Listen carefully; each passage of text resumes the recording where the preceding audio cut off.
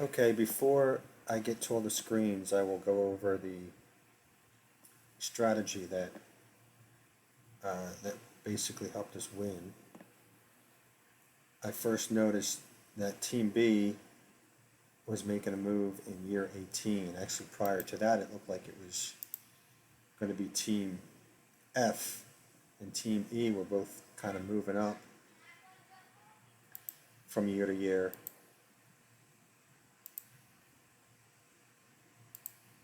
But Team B definitely seemed to catch on a few things. They figured out private label, and they also took on our early strategy of celebrities because we did in the early years have control of the celebrity power.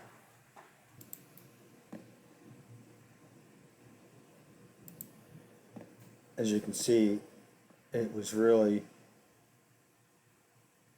their game plan was to go after all of the celebrities, and bidding that kind of money just seems ridiculous that that would translate to a winning victory. I actually read somewhere that said that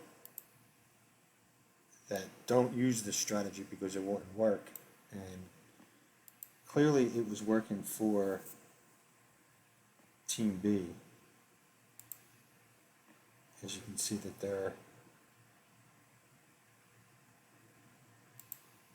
numbers increased. In fact, in year 18, you can see that their pairs sold was 4801 versus what we had was 2706, and this is in the wholesale segment. This is a crazy number considering that they really kind of we spent 30,000 in advertising. They only spent 11,000. We had more brand availability than they did. Their SQ rating is higher, but not enough that it should have equated to 4,800 in pairs sold. So this was the first time I noticed that celebrity appeal of 255, they were definitely taking advantage. As you can see over here, Team F, they were doing pretty well themselves at 36. But if they have a negative here, that means the rest of their numbers. They were not figuring out other aspects of the game where Team B was definitely figuring everything out. And in fact, you can see down in the private label where we had dominated for over the first 7 years, Team B finally figured out how to work private label because they sold 1,200. And they actually caused us to take a dip right here. And then that continued in year 15, where I think it was Asia America. Team B went big in private label at 25, and it really killed us here, where we lost 1.3 million pairs of shoes, which is what caused us to take a nosedive in credit rating, and it really killed us, which is why in year 20 we took a different approach. They again came very hard. In fact, not just in Europe, they came hard. If I switch it to Europe, from Asia to Europe, they went big in Europe in year 20 as well. They tried to undercut us in all of the regions. They figured, well, it worked in 2019, let's do it again. But we pulled back.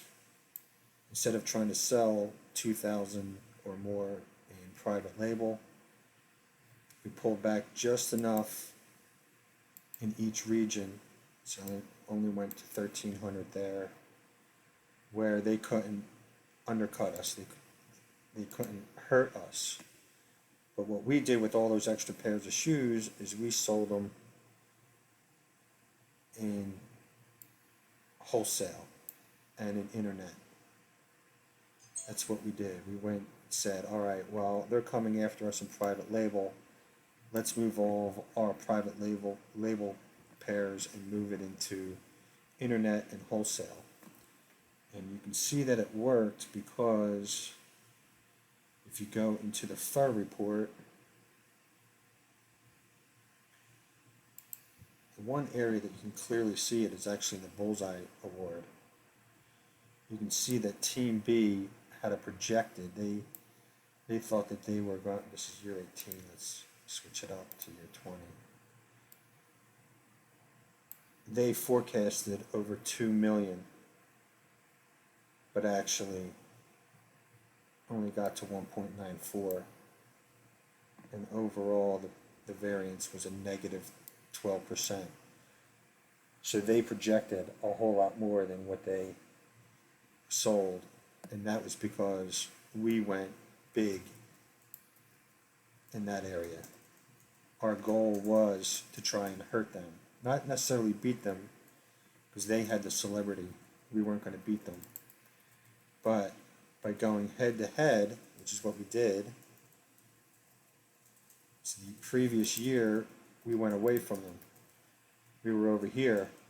We were, it was our idea that, maybe we go back to luxury models, stay away from B, that would help us. But that didn't really work out the way we wanted. So in year 20, we decided to go head to head to try and hurt them. And that's exactly what we did. As you can see in all the regions, we were right in their grill, especially in Asia Pacific, because that's actually our biggest factory is in Asia Pacific. And what we did is we took a chunk of their sales, and we hurt them enough that in year 20 scoreboard, we still beat them. We took them out, 107, 104, where in year 19 they beat us.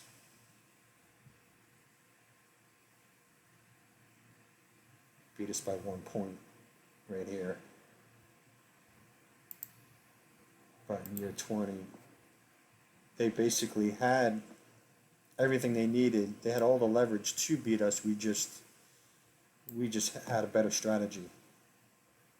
I had a feeling we were going to win here. I protected us enough where that we were going to finish first overall in the overall scoreboard. But the fact that we beat them single-handedly just in that 1 year is actually pretty cool. It's because we just had a better strategy, even though they had the celebrities and they had more capacity. They have bigger factories. They just didn't strategize as well as we did.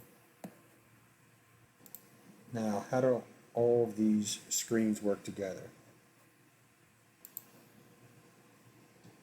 Compensation and training is for your factories, how many employees you have. So, shorten the screen a little bit so we can see a little bit more. In Northern America, we have over 1,000 employees, and this is what they produce. And what they produce has to do with what we have set up here, from incentive pay to benefits to supervisory. Normally, what I did through the years is I would actually pay more to the supervisor and less to the employees.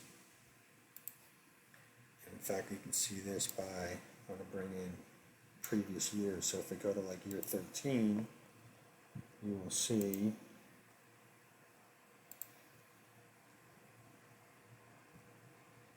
that I paid an extra 6%, 5%, 4%. Always paid extra to the supervisor, and I had a little bit less per staff, per supervisor. Instead of going 40, 45, I went lower to 30 and 35.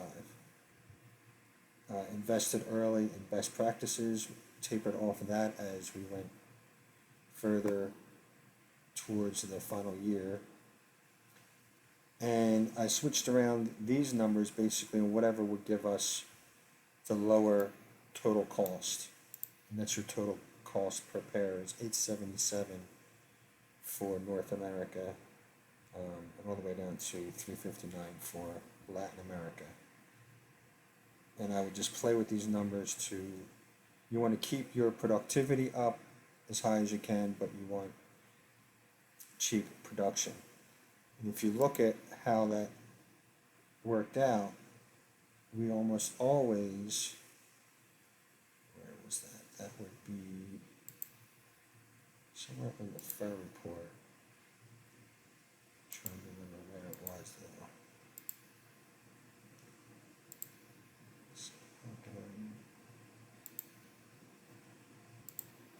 Here we go, production benchmarks. Let's just pick any year. Pick out year 14. Total regular compensation labor force. This is for North America. You'll see that the lowest paid for production force is 35,731, and that was actually us. We actually paid the lowest, but in this case our productivity was low, 4450. So that's not too good. But in a lot of cases you will see here you go. Here we had the lowest compensation, 22,438, but we had the highest productivity.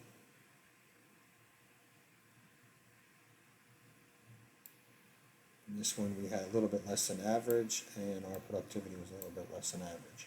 So the idea was to try and have a good, here's another one where we had the highest productivity, but our compensation was less than the average. And I always wanted to be around there. I always wanted to be in the low end of what we were paying employees, but we wanted to have a high worker productivity if possible. And I tried to do that every year. I never wanted to be on the high end. Now we were always on the high, almost always I should say, on the high end for supervisor compensation. You'll see that we had the highest supervisor. You'll probably see that every year because it was actually cheap. It was cheaper to have to pay more to the supervisory staff and less to the worker staff. That was kind of the secret of trying to maintain an average to high productivity, but keep an overall low total production cost. And if you'll see that in most cases, we were able to do that.